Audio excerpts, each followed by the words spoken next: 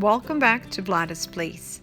In today's video, we're going to learn how to make a delicious homemade blueberry sauce. I'm going to pre-measure berries, and these are washed and drained berries. So far we have 8 cups.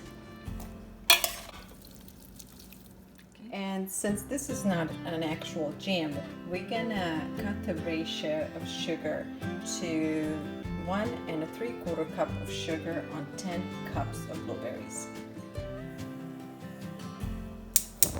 We want to start cooking blueberries on a low fire because we want them to gradually release the juice so they wouldn't burn on the bottom. So once they start releasing the juice, mix in the sugar, and we're going to cook them for a little bit longer. So wonderful thing about this blueberry syrup is that you don't have to cook it for too long like you would cook jam. It's blueberries release the juices quickly, and you kind of want to retain those juices. So when you use the syrup, you have a lot of fluids. So basically what we are trying to do is to just make the blueberries loosen up a little bit, get the juices out, and let the syrup boil for a little bit so that you can kill any bacteria that might be inside. And then we are going to can it and put it in a fridge. Again, this is not your typical canning process. The intention of this syrup is to be eaten within 2 to 3 weeks, and it needs to be refrigerated. Syrup is now cooking actively, and so the decision now is how long you want to cook the blueberries. So the longer you cook them, the more they will dissolve in this syrup. I particularly like to have some of these blueberries stay whole, and because I think they look very pretty once you serve this on pancakes or on ice cream. But you do, as I mentioned earlier, you do want to cook it enough to make sure that any bacteria that might be on the sauce is killed, and also to get enough of juice.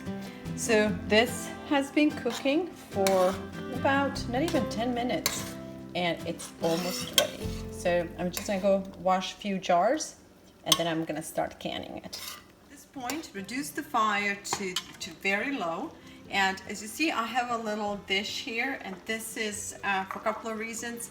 One is to protect my hands from heat, and the other one is to protect from the mess in case you spill. So just pour it little by little, because sometimes when you have such a hot juices or hot mass, jars can break if the temperature in a jar is very different. So little by little. When you purchase a blueberry sauce in a grocery store, you will seldom see a blueberry as a first ingredient. And you remember how much sugar we put versus how much blueberries. So we know for sure that the major ingredient in this sauce are blueberries.